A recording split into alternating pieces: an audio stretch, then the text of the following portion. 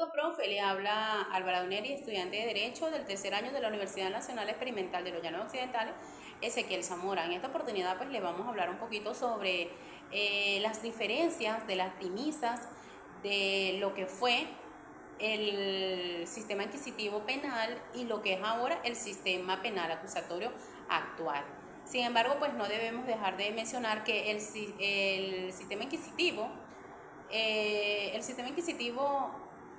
el paso del sistema inquisitivo al sistema acusatorio en Venezuela se dio con la entrada en vigencia del Código Orgánico Procesal Penal, lo cual transformó de manera completa lo que es la filosofía y la práctica de la justicia venezolana o de la justicia penal. En cuanto a esas diferencias, podemos mencionar como número uno el rol del juez. ¿Es investigador o es un tercero imparcial? Bueno, en el sistema inquisitivo, el juez concentraba todo su poder. Tenía facultades de investigación, de acusación y de juzgamiento. Actuaba de manera activa, basándose en las pruebas y que lo comprometían seriamente, lo cual comprometía seriamente lo que era su imparcialidad. Sin embargo, en el sistema acusatorio actual, el juez tiene una estricta separación de sus funciones. Es decir, el juez de juicio debe actuar como un tercero imparcial, basándose exclusivamente en los alegatos y lo probado por ambas partes, dejando la investigación y la acusación quede en manos del órgano independiente, que en este caso es el Ministerio Público. En el anterior, él juzgaba y dictaminaba. En el actual no, porque quien es o quien lleva el papel fundamental de acusador es el Ministerio Público. Como número 2 tenemos el estatus del imputado. Era objeto o un sujeto de derecho. En el sistema inquisitivo pasado, el imputado era visto prácticamente como un objeto de investigación. Se presumía su culpabilidad, sea parcial o sea latente. Era culpable. Sin embargo, ese sistema inquisitivo se dedicaba en conseguir, se centraba en conseguir su confesión. En el sistema inquisitivo acusatorio, el investigado es un sujeto de derecho, de acuerdo a la garantía constitucional por la presunción de inocencia. La carga de las pruebas recae única y exclusivamente en el acusador, que en este caso sería el Estado, a través del Ministerio Público. Y su silencio no puede ser usado usarse en su contra. Como número 3 tenemos la libertad del imputado durante el proceso. En el sistema inquisitivo, la regla general era la privativa de libertad. Fuese inocente o fuese culpable, automáticamente dictaminaban la privación de libertad. Él enfrentaba su juicio dentro y tras las rejas, ¿ves? Mientras se desarrollaba todo su proceso.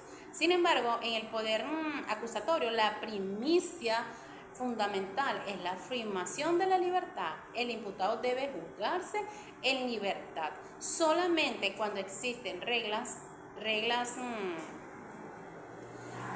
excepcionales o medidas excepcionales que únicamente se presume que va a haber fuga del en este caso del acusado, o fuga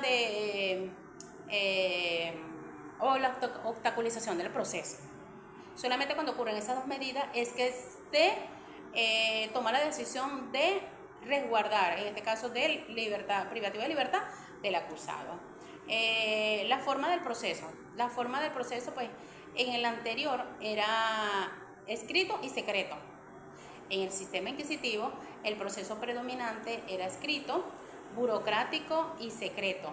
Las actas eran sumamente resguardadas y solamente estaba bajo el control del juez.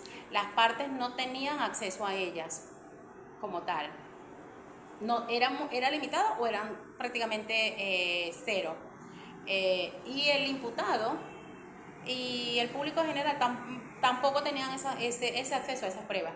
Sin embargo, en el sistema acusatorio actual, los principios rectorales son la oralidad, la publicidad y la inmediación. Todo debate esencial en las audiencias debe ser públicas y de vía interactiva. El juez debe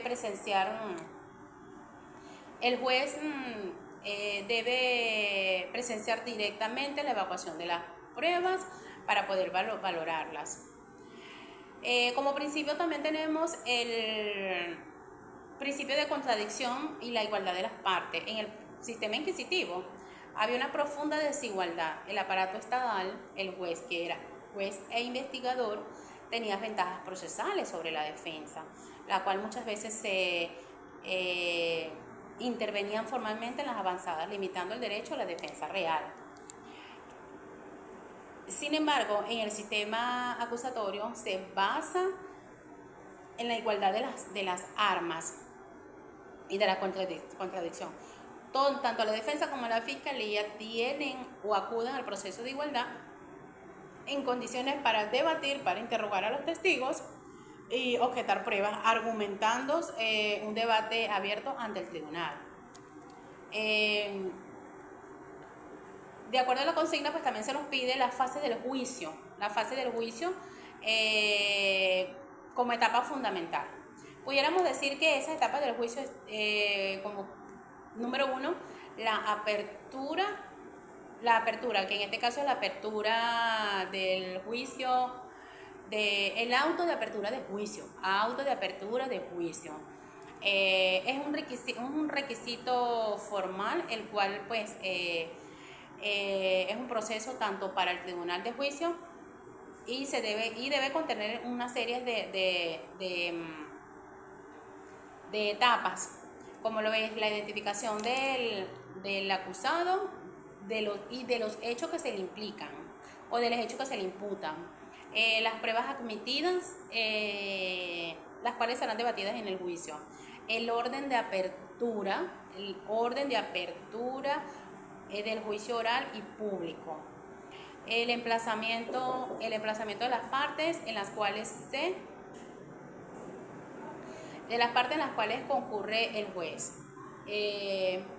Luego viene lo que es el debate oral, el debate público. Una vez recibidas las acusaciones por el tribunal de juicio, se comienza la preparación del debate, fijando fecha de la audiencia entre 15 y 30 días, citando a ambas partes.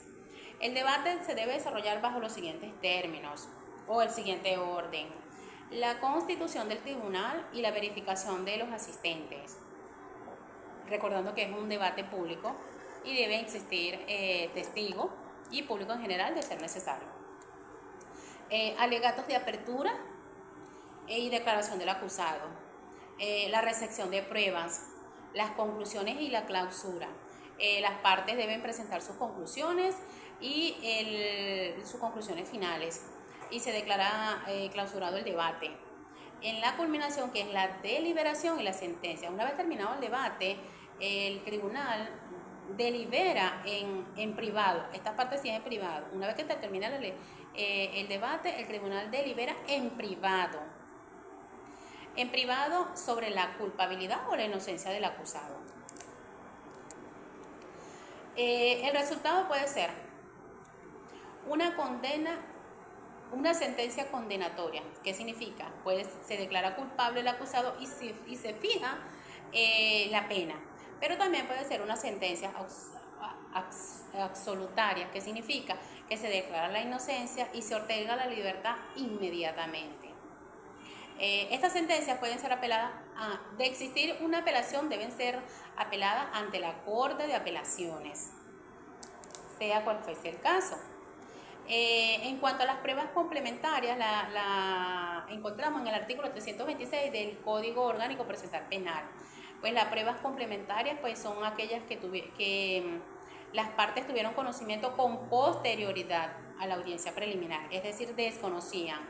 ¿Qué significa esto? Hay unos momentos para promoverlas.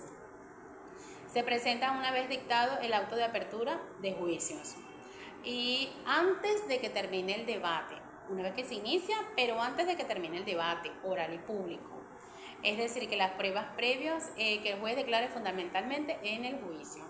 Los requisitos de procedencia, pues la parte que las promueven deben declarar y deben de mostrar que no tenían conocimiento de estas pruebas o de la existencia de las mismas.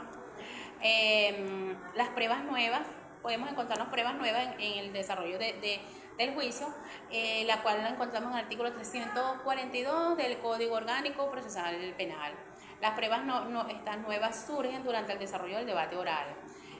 No se conocían antes del juicio, sino que su necesidad o su inexistencia se pone en manifiesto a raíz de que va ocurriendo la evacuación de las pruebas. Pero sin embargo, hay unos momentos para dichas pruebas. Pues el momento procesal para promoverlas es exclusivamente en el transcurso del debate, antes del que el juez cierre la fase de probatoria, antes de que el juez cierre la fase probatoria y de paso a lo que son las conclusiones de las partes. El requisito de procedencia de lo tipificado en el artículo 342 establece que el tribunal, por orden a la recepción de los medios de prueba, surgen de hechos o de circunstancias nuevas que se requieran. Hay una consecuencia procesal que si la prueba nueva no es compleja, en un tiempo para su práctica, pues se puede dar lugar a la suspensión del juicio. O un bloqueo o un bloque de tiempo, esperando pues unos 15 días hábiles que se puedan evacuar correctamente. También tenemos los criterios de prueba, las pruebas complementarias, que esas pruebas complementarias las encontramos en el artículo 326 del Código Orgánico Procesal Penal, y las pruebas nuevas pues en el 342. ¿Cuándo se promueven? Después de la audiencia preliminar y durante el desarrollo del debate oral y antes de las conclusiones. ¿Por qué surgen? Surgen de manera sobrevenidas o tras cerrar las fases intermedias. Surgen de los hechos y circunstancias que brotan de la propia evacuación de las pruebas. Ha sido un placer para mí pues compartir con usted este pequeño conocimiento en cuanto a este tema de real importancia para todos nosotros. Feliz tardes.